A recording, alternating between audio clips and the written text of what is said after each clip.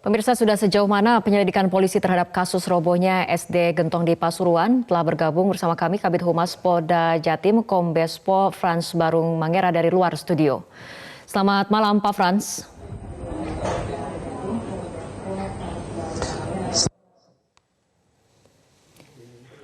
Ya, Pak Frans, di Polres Pasuruan Kota hari ini diperiksa 4 orang saksi, salah satunya adalah kontraktor. Bisakah Anda merinci siapa saja saksi-saksi yang diperiksa ini?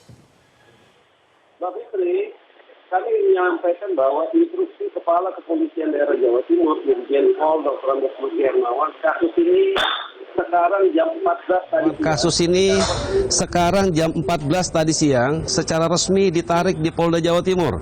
Kami ulangi, kasus ini sementara kami tarik di Polda Jawa Timur dan ditangani secara resmi oleh Direktorat Kriminal Khusus Polda Jawa Timur. Itu yang pertama.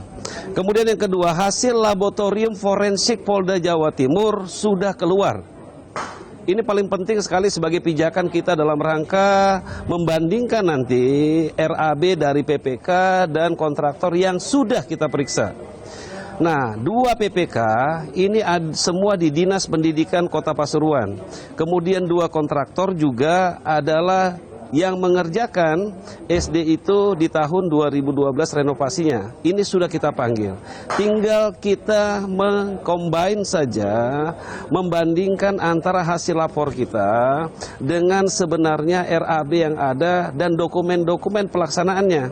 Dari dokumen hasil laboratorium forensik kita, ada 8 item yang memang menjadi catatan kita. Selain konstruksi, selain juga material yang digunakan, juga kita melihat bahwa adanya pengerjaan-pengerjaan yang kita katakan ini menjadi pertanyaan besar yang tentunya harus dijawab dengan nanti hasil dari pemeriksaan kontraktor, 2 kontraktor ini dan 2 PPK ini. Jadi gedung itu dikerjakan 2 PPK dan 2 kontraktor.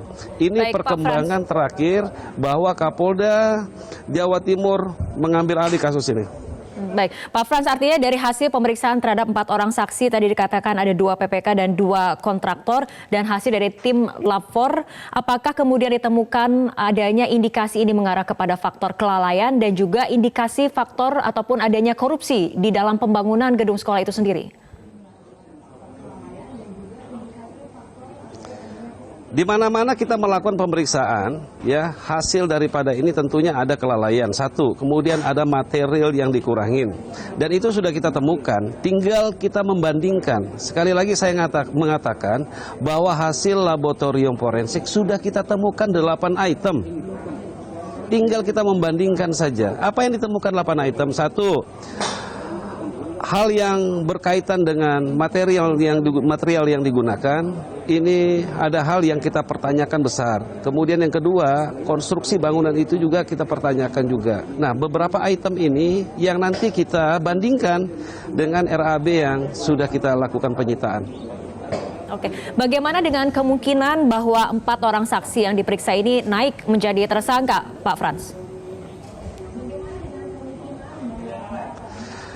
Kasubag Polres Pasuruan Kota sebenarnya sudah menyinggung itu, tidak menutup kemungkinan akan menjadi tersangka. Saya kira benar sekali bahwa kan pijakan kita adalah hasil laboratorium forensik yang sudah dikeluarkan oleh Polda Jawa Timur. Oleh karena itu tadi saya menyampaikan instruksi Kapolda Jawa Timur jelas. Kasus ini harus transparan, kasus ini harus cepat, dan kasus ini diambil alih oleh Polda Jawa Timur, Direktorat Kriminal Khusus Polda Jawa Timur di Tipikor untuk kita buka, kita gelar, dan sudah kita temukan, tinggal kita nanti membandingkan saja dengan hasil RAB dari PPK maupun kontraktor yang kita dapatkan nanti. Kapan waktunya hasil pengumuman ini akan dipublikasikan dan kasus ini kemudian akan dinaikkan ke tahap penyidikan? Saya kira tidak lama lagi ya Mbak ya, karena hasil lapor kita sudah keluar, mungkin 1-2 hari lah. Nanti akan disampaikan langsung oleh Kapolda Jawa Timur, Irjen Pol Dr. Andes Hermawan untuk penaipan tersangka ini. Karena dari laboratorium ini jelas sekali, dari hasil lapor ini jelas sekali bahwa ada hal-hal yang kita pertanyakan tadi. Dan tinggal membandingkan saja dari hasil RAB-nya dia dengan hasil daripada lapor kita. Oke, baik, kita tunggu informasi lanjutan dari pengusutan kasus ini. Pak Frans, terima kasih telah bergabung bersama kami malam hari ini dalam Prime Time News.